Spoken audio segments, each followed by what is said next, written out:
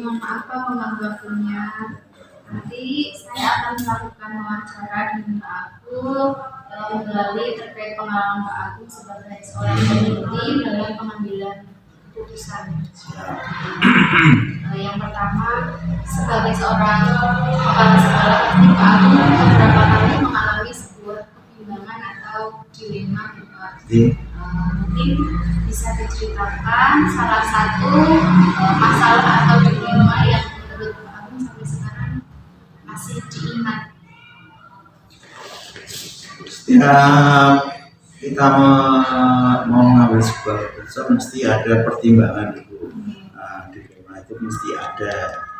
Kadang ketika misalnya di awal tahun ajaran awal saya di SD Karangmuni ini misalnya antara rapat kelulusan dan tidak. Nah ini akan karena waktunya mendesak, kadang harus ada rapat kelulusan atau tidak, seperti itu. Kadang hati kecil saya tuh ini prosedurnya harus ada seperti ini, tahap-tahapannya itu harus rapat sekolah, kemudian menentukan untuk 100% lulus dan tidaknya. Nah, gitu. Namun kadang dengan situasi yang tidak mendukung, kita harus mengalah untuk semuanya biar berjalan. Seperti itu saja sih. Jadi kalau menurut Pak Agung yang saling semuanya penting, tetapi kira-kira yang lebih prioritas itu yang mana Pak?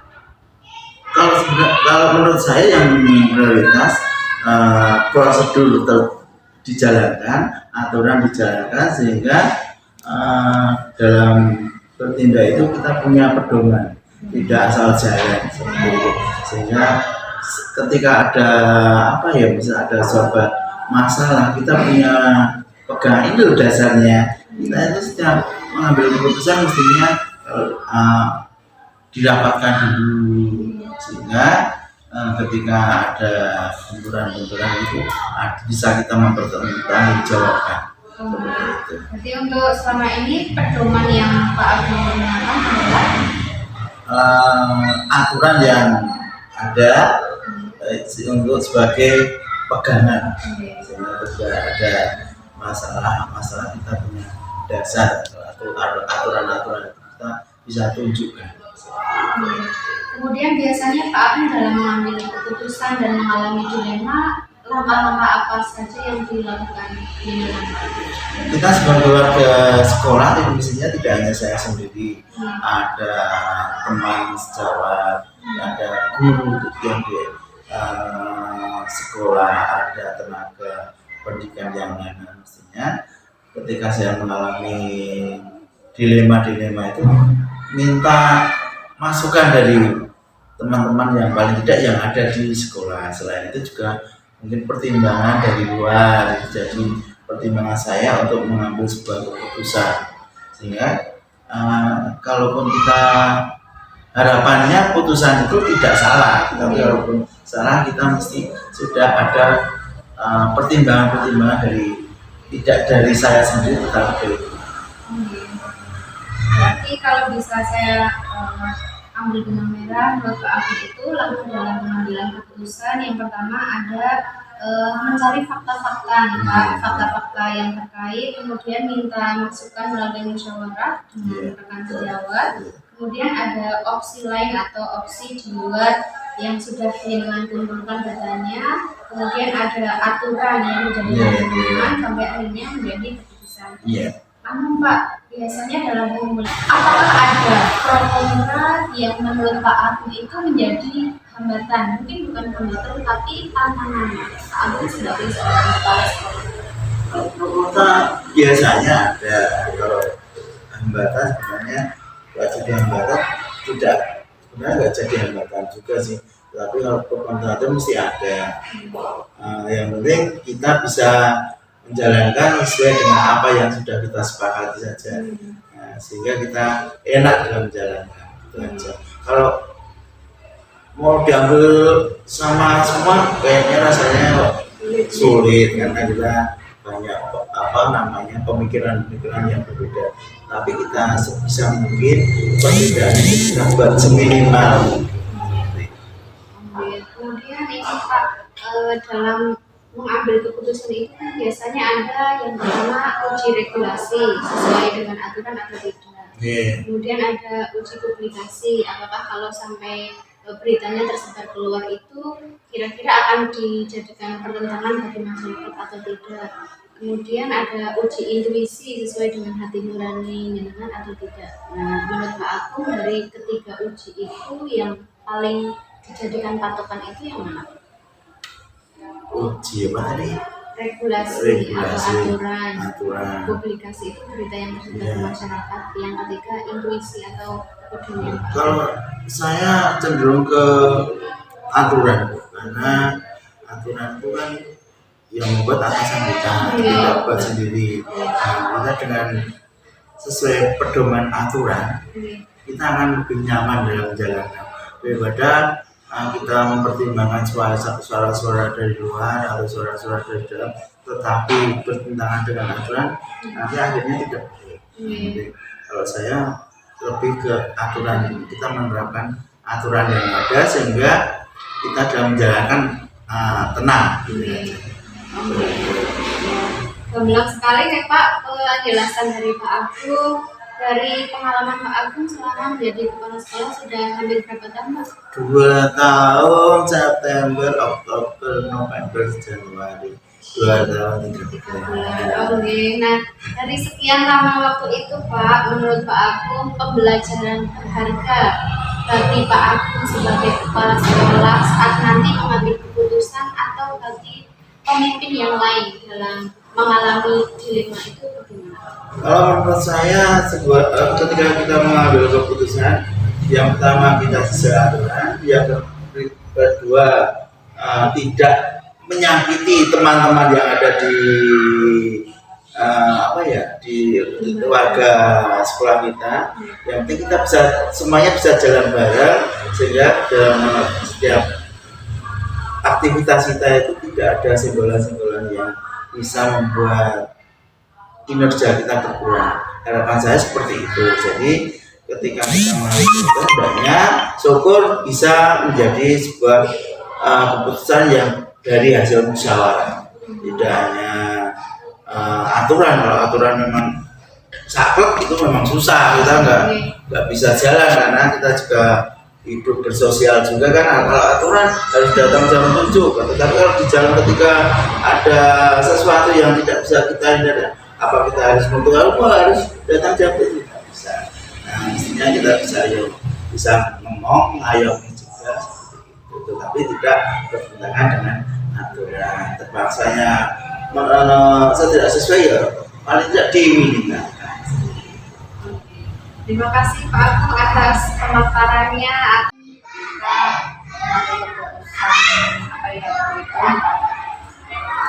Menentukan apakah ini harus dilaksanakan, misalnya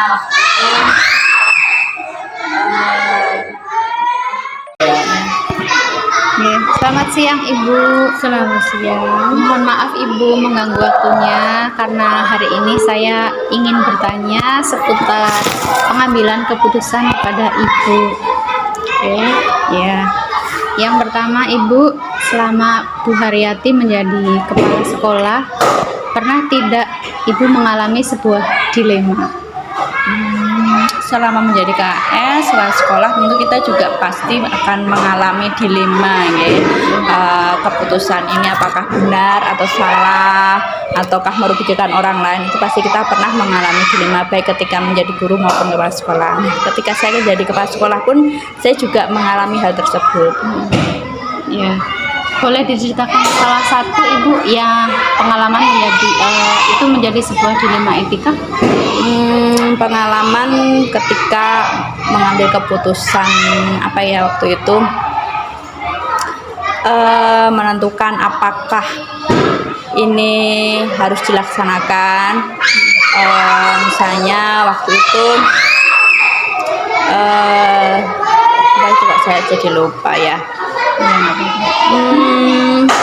mau mengajukan proposal kerjasama dengan pihak luar, itu apakah teman-teman itu bersedia atau tidak, karena nanti kerjasama itu berjalan selama 1 tahun dan memang membutuhkan kerjasama dengan Bapak Ibu guru yang lainnya. Nah di situ nanti merugikan Bapak Ibu guru tidak, karena kan nanti juga itu mungkin sebenarnya itu juga ada manfaatnya benar untuk sekolah, tetapi juga nanti mungkin menambah waktu bagi Bapak Ibu guru untuk melaksanakan kegiatan-kegiatan yang bekerja sama dengan pihak luar tersebut. Berarti ada kepentingan murid dan waktu bagi Bapak Iya, Ibu. kepentingan murid, kepentingan guru maupun kepentingan sekolah. Ya. Kemudian akhirnya bagaimana Ibu dalam mengambil keputusan tersebut? Nah, akhirnya kami koordinasi dengan Bapak Ibu guru, kita sampaikan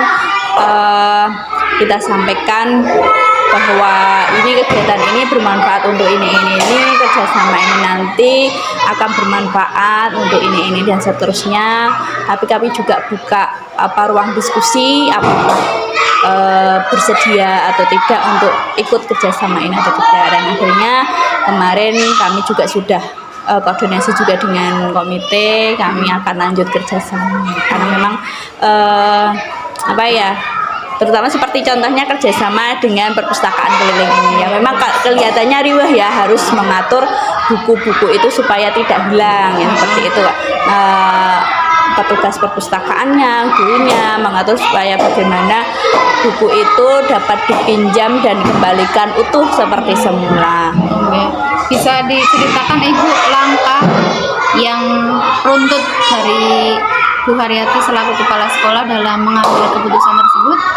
Jadi sebelum saya melakukan pengambilan keputusan itu pada situasi yang terjadi itu pada dilematika ya, saya perlu melihat apakah hal tersebut itu dilihat situasi dan kondisinya itu ada kalanya ketika situasi itu kita harus mengambil keputusan tetap berpegang pada aturan yang berlaku, aturan bakunya, tapi untuk menentukan kebenarannya. Tapi ada kalanya kita juga tidak berpegang pada aturan baku. Jadi kita lihat apakah ini kepentingan ini versus kepentingan umum atau versus kepentingan pribadi ya, mungkin seperti itu.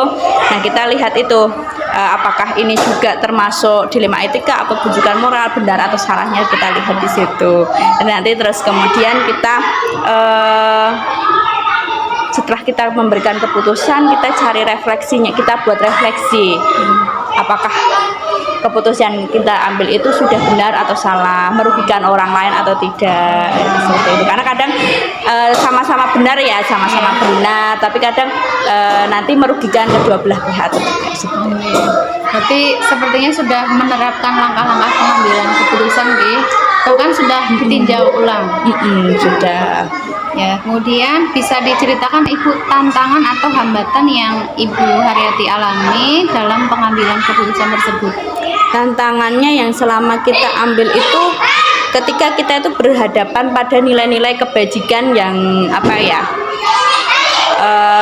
mendukung atau mendasari kasus tersebut ya, apakah itu bertentangan dengan cinta kasih sayang atau bertentangan dengan keadilan moral atau toleransi antar sesama atau tanggung jawab di masalah. Nah di situ yang kadang kita itu dihadapkan oleh hal-hal seperti itu. Nah nanti apakah setelah kita lihat ini bertentangan dengan hal-hal tersebut, apakah kita itu nanti mau pakai aturan baku atau aturan yang tidak baku? Berarti jenengan tidak selalu berpatokan pada aturan, kadang juga tidak berpatokan terus kepada rasa peduli nih. Iya, jadi imbang. Ya kita lihat permasalahan itu, misalnya ada beberapa izin seperti itu, atau kemarin misalnya mau cuti bersama itu loh, cuti bersama, cuti tahunan gitu kan, kita semua ingin cuti, tapi kita juga lihat kalau kita secara aturan memang boleh ya, tapi kita juga buat aturan tidak bakunya bahwa boleh 3 hari, boleh sampai ini full melaksanakan. Tapi kan kita juga lihat sekolah tidak boleh kosong pada beberapa hari itu, harus ada yang piket. Jadi kemarin cuma saya beri waktu 2 hari, padahal kan ada 3 hari ya, bisa 3 hari full untuk cuti seperti itu. Oke, berarti kira-kira ada trik atau patokan khusus dari Bu Haryati dalam pengambilan keputusan selama ini? Jadi kalau saya itu bagaimana supaya menyeimbangkan ya antara kepentingan pribadi dengan kepentingan bersama, atau bagaimana supaya nanti kedua belah pihak itu tidak dirugikan. Jadi kita sharing dengan teman-teman, kalau seperti ini bagaimana, kalau ada beberapa permasalahan kita sharing dulu dengan beberapa teman, atau mungkin yang kita anggap senior ya, senior di sini yang sudah lama. Kalau nanti saya seperti ini bagaimana, kalau menurut aturan seperti ini, tapi kan ya karena memang tidak ada beberapa yang tidak bisa kita pakai aturan baku ya, karena kita ada rasa pedulinya. Kalau saya nggak boleh ya secara aturan absen, nggak boleh absen itu di luar, nggak boleh. Tapi ketika kondisi tertentu, misalnya ada keseripahan itu ya yes monggo, yang penting kecaan kabeh, kemudian sekolah juga tidak ditinggalkan anak-anaknya dikasih tugas atau bagaimana. Dari pemaparan tadi, menurut Bu Haryati, apa saja pembelajaran berharga yang dapat Bu Haryati petik dalam pengambilan Bu Haryati mengambil keputusan selama menjadi KS sejauh ini? Jadi kalau menurut saya pengambilan keputusan yang tepat itu tadi, ketika kita menjadi seorang pemimpin, terutama pemimpin pembelajaran, itu adalah bagaimana pengambilan keputusan itu mampu menyeimbangkan antara dua pihak atau antara dua opsi pilihan, opsi keputusan, kemudian yang ada itu dengan pilihan yang tepat dan benar, sehingga tidak saling atau tidak merugikan salah satunya atau dua-duanya seperti itu. Nah, itu yang mungkin saya rasa dari beberapa pengalaman itu, bagaimana supaya kita itu menyeimbangkan itu tadi. Oke, terima kasih Bu Haryati atas waktunya, pemaparannya sangat jelas, mudah-mudahan menjadi pembelajaran bagi kami. Sama-sama Mbak Em. Assalamualaikum Bu Haryati. Waalaikumsalam. Itu kerekam jangan-jangan. Aku takut. Enggak. Jayeng. Nggih. Selamat siang Pak Jayeng. Nggih, mohon maaf mengganggu waktunya Pak. Jadi siang hari ini saya itu ingin menanyakan beberapa hal terkait pengalaman Bapak sebagai seorang kepala sekolah. Hubungannya pengambilan keputusan Pak dalam sudut pandang seorang pemimpin. Nah, yang pertama, selama Pak Jayeng menjabat sebagai kepala sekolah, pernahkah Pak Jayeng merasakan sebuah dilema etika? Jika ada, mohon diceritakan. Bentar, contohnya dilema etika itu gimana contohnya? Dilema etika itu contohnya galau karena dua-duanya sama-sama penting. Ya. Pernah? Ya. Yang pertama ini, kita ada dua nih ya, antara senang dengan sedih, sedih bukan susah ya. Pertama karena kita kan masih ada guru GTT. Iya. Ya, Wak. Guru GTT kami itu dari segi kualitas bagus banget. Nah, ini kemungkinan besar ya. Tadi kan saya sudah konfirmasi bahwa CT7 akan mendapat P3.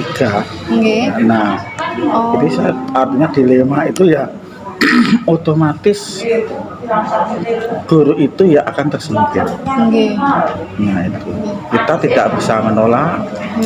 Ya, artinya kalau kita kepindahkan ke tempat lain, tidak ada tempat, mau di posisi mana sudah tidak ada lagi. Jadi artinya kami itu mau ya dengan amat sangat terpaksa, iya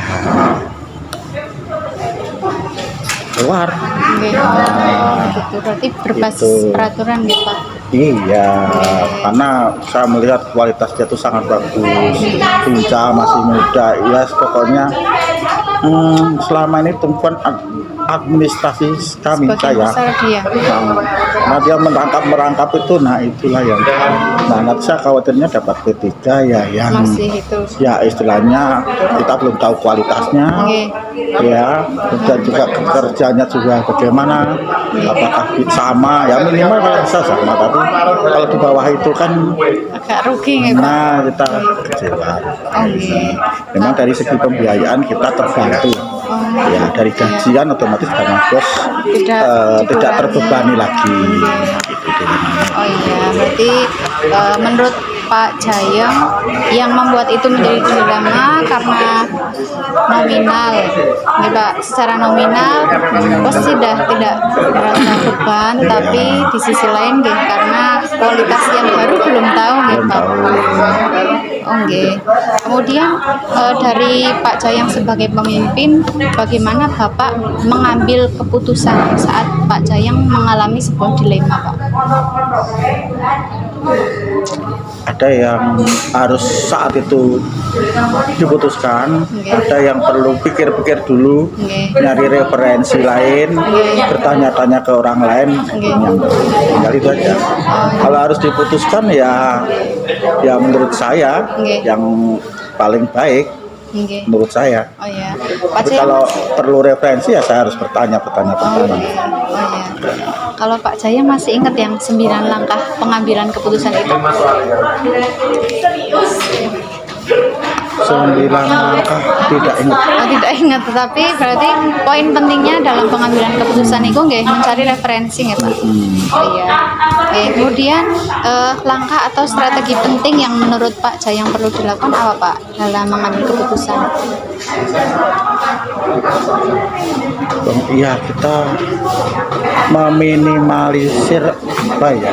Kita memang menimbang untung rugi, Nggih. tapi artinya ya semua ada konsekuensinya. Ya kita meminimalisir ya dalam arti keadilan. Nggih, iya. Itu. Karena sesuatu keputusan itu ya menurut kita adil, tapi untuk orang lain kan belum. Nggih, iya betul. Nah itu. Tapi dalam arti kita mementingkan mayoritas. Nah, Oh. kalau misalnya mayoritas yaitu dipandang adil, tepat, ya kita harus mengambil keputusan itu. Ya mungkin wajar ada satu orang atau istilahnya yang enggak ada yang pro, mengatakan, oke. ya dalam asas demokrasi dan kita mementingkan ya artinya keputusan yang terbanyak. Nggih. Kemudian ini Pak, dari sekian Pak Jayang selaku pemimpin itu kan beberapa kali mengambil keputusan. Pasti ada yang pro dan kontra. Kemudian tantangan atau hambatan yang menurut Pak Jayang perlu diselesaikan itu kira-kira tantangan yang menurut Pak Jayang itu seperti berat, galau, dilema gitu, yang seperti apa Pak? Karena ya kadang-kadang ada hal-hal yang tidak bisa diterima. Nggih. Nah itu. Jadi ya istilahnya mereka kekeh dengan pendirian sendiri. Meskipun sudah didiskusikan. Ya tidak bisa menerima pendapat orang lain itu ada. Nggih. Oh. Nggih. Kemudian untuk menghadapi hal tersebut Pak, ada tidak pedoman yang selama ini Pak Jayang pakai dalam pengambilan keputusan? Saya katakan gini, dari sekian banyak anak buah itu ada yang merengkel itu ada. Mereka bahkan lebih apa ya? Mereka bertanya atau mencari referensi bukan ke kita langsung, tapi ke sekolah lain. Jadi nanti akhirnya apa mereka membandingkan. Nah, dulu kepala sekolah saya yang ini. Nah, saya tidak mau seperti itu. Saya. Kalau dengan tidak suka saya ya silakan mengajukan sekolah. Dari pemaparan Pak Jayang tadi, menurut Pak Jayang pembelajaran berharga yang perlu dilakukan oleh seorang pemimpin apa? Apa ya? kita memang harus, kalau saya seperti ini ya, saya mengalami banyak kepala sekolah. Nggih. Ya, banyak sekali. Saya hitung itu ada kurang lebih 9. Jenengan pernah di 9 sekolah? Iya, Nggih. SMA 4 kali, SMP 1, 2, 3, ya, sama SD. ya 4, SMA 4.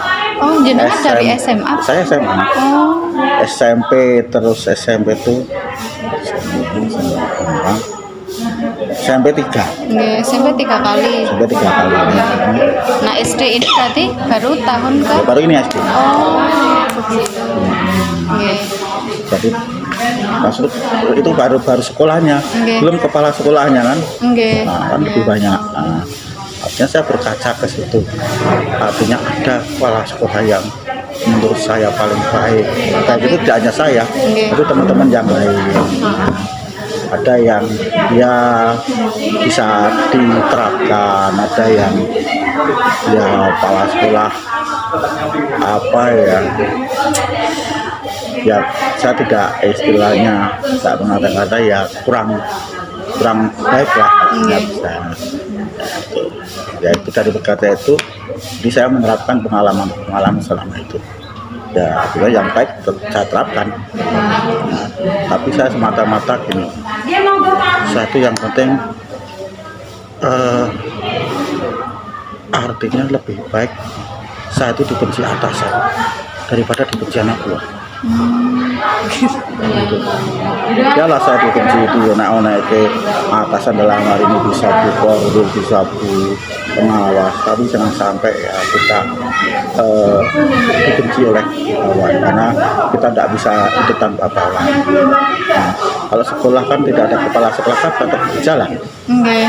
Tapi kalau sekolah tidak ada guru kan tidak bisa jalan. Iya, betul. Nah Iya, iya. itu. Dan itu dipegang sampai saat ini, Pak. Iya, saya mengambil yang baik-baik itu saya terapkan ya. Ada yang bisa, ada yang nggak bisa. Ya, seperti Memang kendalanya kan banyak kan. nggih. Ya, kendalanya itu ya. Ya biasanya itu ya rata-rata dari segi finansial. Iya, apalagi sekolah kecil ya, Pak. Nah, sekolah ya kita banyak, mimpi banyak, mimpi tinggi, tapi ya apa daya. Nah, itu. Nggih. Saya pengen anak buah itu bahagia, nyaman itu aja. Ada lagi yang ingin disampaikan, Pak? Udah. Iya. Dari saya cukup Oh, sekian, ya. Pak. Cuma 6 saja. Ini poin pentingnya. Mohon maaf kalau mengganggu. Terima kasih atas pemaparannya. Hanya sekali lagi saya belum baik dari kepala sekolah, merasa kepala sekolah beneran itu baru 1,5 bulan. Tapi kalau PLT saya sudah 8 bulan. Gitu. Jadi kalau pengalaman ya Pak, pengalaman waktu PLT. Nggih. Iya. PLT saya 8 bulan. Kerja di sekolah perairan. Kalau kepala sekolah definitif ya baru sekarang ini. Izin tak simpen nggih, Pak, rekamannya. Kita simpen. Alhamdulillah.